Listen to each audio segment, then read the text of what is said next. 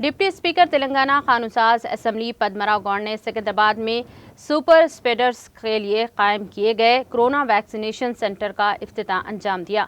इस मौके पर डिप्टी मेयर एम श्रीलता शोभन रेड्डी और कारपोरेटर कुमारी सामेला हेमा, श्रीमती रासोरी सिन्ता और श्रीमती लिंगानी लक्ष्मी प्रसन्ना श्रीनिवास के अलावा दीगर मुकामी टीआरएस कायदीन मौजूद थे। इस मौके पर मीडिया से बात करते हुए डिप्टी स्पीकर पद्मराव गौड़ ने कहा कि कोरोना पर काबू पाने के लिए तेलंगाना हुकूमत बड़े पैमाने पर इक़दाम कर रही है।